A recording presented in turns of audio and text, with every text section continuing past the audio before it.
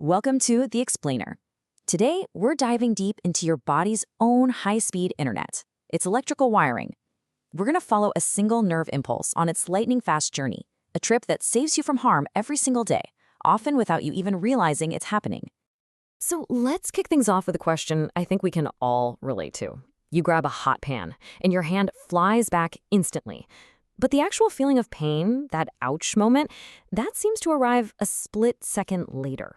Well, that little delay isn't a bug, it's a feature, a perfectly designed one that shows off the absolutely incredible, life-saving speed of your nervous system.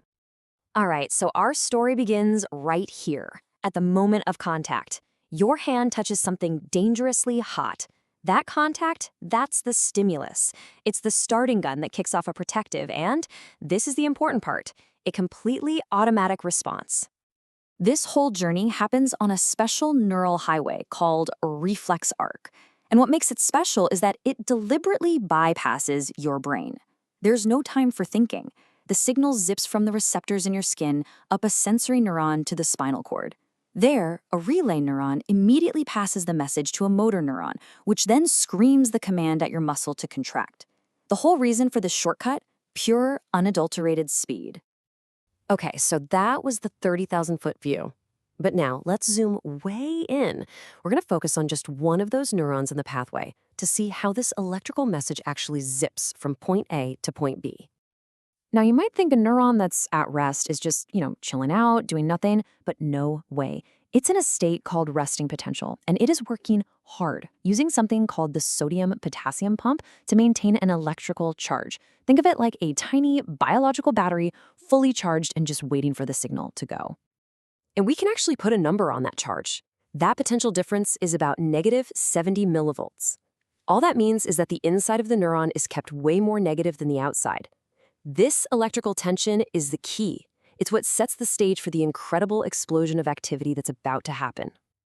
Okay, so for that charged-up neuron to actually fire, the stimulus, the heat from that pan, has to be strong enough to hit a critical tipping point. And this is a true all-or-nothing deal. If the signal is too weak, nothing happens. It just fizzles out. But if it hits that magic number, an impulse is guaranteed to fire. There's no going back. And that magic number, that tipping point, is negative 55 millivolts. The second the charge inside shifts from negative 70 and hits negative 55, bam, game on. An unstoppable chain reaction is triggered down the length of the neuron. This chain reaction is called the action potential. It's kind of like a super fast wave. First, in a step called depolarization, gates for sodium ions fly open, and all these positive ions flood into the neuron, making the inside suddenly positive. Then, just as fast, in repolarization, those gates slam shut and other gates open, letting positive potassium ions rush out, which brings the charge right back down. It's this incredibly rapid flip-flop of charge that travels like a wave. A wave is one thing, but the speed we need for a reflex is something else entirely. We're talking near instantaneous. To pull that off, the neuron has a secret weapon, a kind of biological superpower. And that superpower is called the myelin sheath. It's this fatty layer that wraps around the long part of the neuron called the axon. You can think of it exactly like the plastic insulation on an electrical wire. Its job is to keep the signal strong and prevent it from leaking out. Now, this insulation is a total game changer for speed. But here's the really clever part. The sheath isn't a solid tube. It's got these tiny little gaps in it called the nodes of Ranvier. So instead of this signal flowing smoothly down the line, it actually jumps from one gap to the next. This process is called saltatory conduction, and this leaping action makes the signal travel insanely fast. So, our electrical signal, now supercharged and moving at incredible speeds, has raced to the very end of the neuron. But it hits a brick wall. There's a physical gap. It's not actually touching the next cell in the chain. So the action potential arrives at this endpoint, the axon terminal.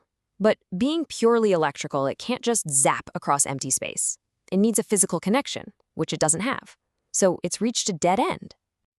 So, what now? How does the system get the message across this gap? Well, it has to do something really clever. It has to completely change its language from electrical to something else. And this amazing translation happens at the synapse. The synapse is that microscopic junction, that tiny gap where the nerve impulse transforms itself. It converts from an electrical signal into a chemical one, just long enough to cross the divide. It's like a chemical handshake. The electrical impulse arrives and triggers calcium channels to open.